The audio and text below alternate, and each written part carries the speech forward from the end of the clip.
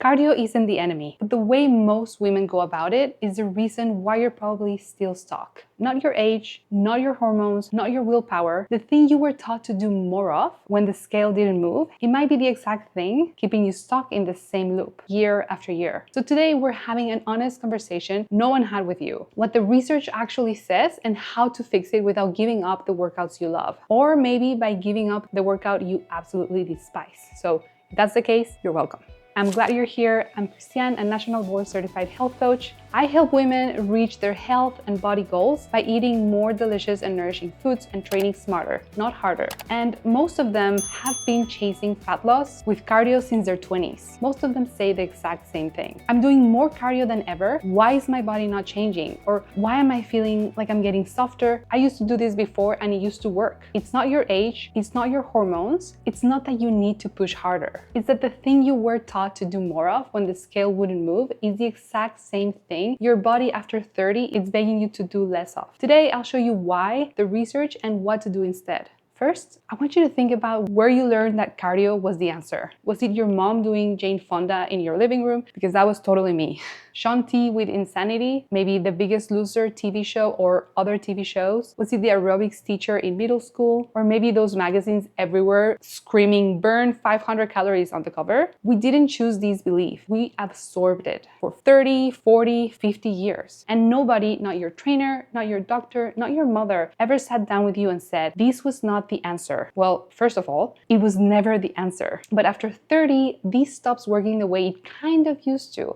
And for some women, it backfires entirely. So today, my hope is that we unlearn it together. So number one, after 30, you're naturally losing muscle every year. It starts sooner than you think. Research on sarcopenia shows women lose roughly 3 to 8% of muscle per decade after 30, faster after 40. And muscle is your metabolism, is your engine. And I do talk about this a lot because muscle is essential for a body recomposition journey. Losing fat and healing your metabolism to carry on in the best shape of your life from here on out. That's how important muscle is. When you do hours of cardio without building muscle through strength training, your body pulls fuel from the easiest source available, which is often your muscle. That's why you can lose 5 pounds on the scale and feel softer, not stronger and more fit, because you lost muscle.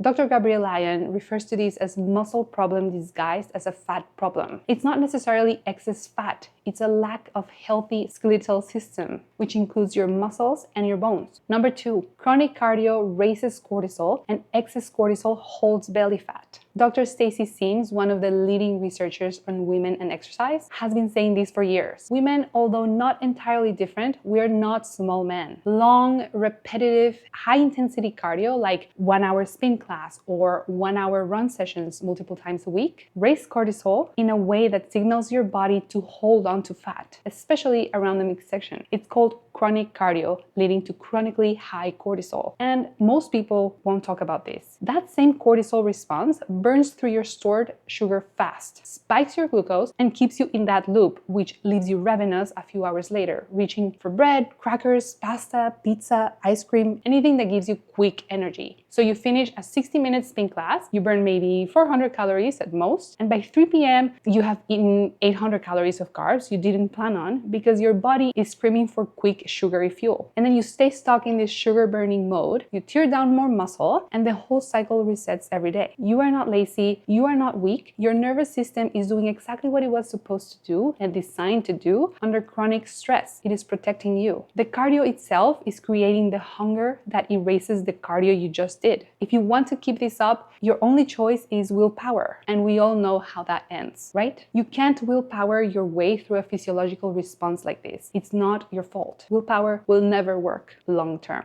Number three, strength training keeps your metabolism working long after you stop. When you lift weights, your body keeps burning energy for up to 24 or 48 hours. After the workout is over, researchers call this EPOC. Simply put, is the afterburn effect. Cardio does not do that. Cardio burns calories while you're moving and stops the second you stop. Strength training rebuilds your engine. More muscle equals a body that burns more fat without thinking about it, while sitting on your desk, sleeping, living your own life. More muscle equals more calories burned, and they add up. It does make a difference. Now, I am not telling you to never do cardio ever again. Cardio has real benefits for your heart, for your brain, your longevity, and the research is very clear on that. And muscle has many more benefits than burning more calories at rest. The research is also super clear on that now. What I am telling you is this: where you are in your metabolic health determines how cardio should fit in. If you have been overdoing it for years, the smartest thing you can do right now is pull back almost completely and let your body recalibrate. Strength first, walking, real food, enough protein, sleep, focusing on recovery and stabilizing your metabolism. Once your body is no longer running on cravings and crashes, then cardio comes back in, but smarter. For most women, that looks like a small amount of something you actually enjoy, kept in a heart rate zone where you can still talk, not pushing yourself on the Stairmaster for an hour because you ate bread.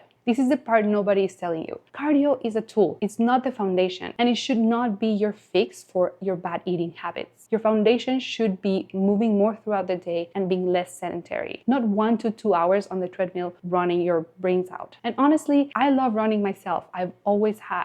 But years ago, I had to take a real break from it until my body was no longer running on stress and sugar crashes. And now I run because I still love it, 1 to 2 days a week, 20 to 30 minutes max, not a way to cope with anything I ate. Right now, I'm pregnant, so running doesn't feel great for my body right now, but I keep my daily walks, of course. When I'm ready postpartum, then I will go back to it, I will ease into it, and it will still not be a coping strategy. I enjoy it, I keep it at bay, and I don't overdo it. And that's always my advice for my cardio bunny clients that love their cardio. Cardio should be for your heart, for your lungs, for your brain, and enjoying it. But when it comes to fat loss, strength, energy, and a healthy body and mind. And that comes from building muscle as we age. Real food, daily movement, and brief high-intensity workouts once in a while. But the key there is brief, no more than 15 to 20 minutes. That's the shift. That is the lifestyle. I made a free cardio cheat sheet that maps out what a healthy cardio week could look like, including where sprints and zone 2 fit in. The link is for you in the description. This is something I wish I had years ago. And if you want to know what's keeping your body stuck, whether it's training or your food, your sleep, your stress, you can take my free health score assessment. It walks you through everything in 3 minutes or less. It's a great step to know what direction to take, and it gives you personalized insights. All the links are in the description for you. You've probably heard parts of these before. We all have.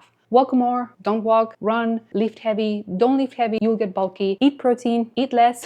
The internet is so loud all the time. It's hard to know what to actually trust and let alone what to actually do. That's why I made this channel, not to add to the noise, but to be a calm, steady voice that helps you cut through it. Every video I share is built on the same science, the same strategy I use with my one-on-one clients, women in their 30s, 40s, and 50s. Women who have tried everything, who have tried starting over and want a sustainable plan that works with their lives to feel the best they've ever felt. If that's what you want more of, I'd be so grateful if you subscribe. And if you know a woman who needs to hear this, please send it to her. That's how this channel grows and how more women get unstuck from the loops that make them miserable. Here's just an idea on how you can start. 3 short strength sessions. If this is your first time lifting weights, start maybe even with 5 to 10 minutes. Later on, even 20 minutes twice a week is enough with the right program. And you only need a mat and 2 dumbbells to start. I linked some workouts for you over here. They're in my playlist, so you can check them out. Daily walks outside if you can, even just a 10-minute walk in the morning, or drink your coffee outside to get some sunlight. Daily morning walks can be truly life-changing. And if you love cardio, keep a small amount that you genuinely enjoy once or twice a week. No more than 30 minutes at a time, with enough rest and balanced meals with enough protein. Just notice how it makes you feel. Are you feeling energized, wrecked, hungry, shaky, or steady right after? Your body has been giving you the answer the whole time. We just stopped listening. And because every woman's body is different, I would love to hear from you. So let me know in the comments, how many years have you been a cardio bunny? 5, 15, since high school? I want to learn who is watching, and I want to see how many of us were sold the same story. And how are you going to change and transform that starting today? If you're ready to find out what's actually keeping your body stuck, take my free health score assessment, link in the description. You do not need more cardio. You need a different conversation with your body. I love having you here. I'll see you next Thursday.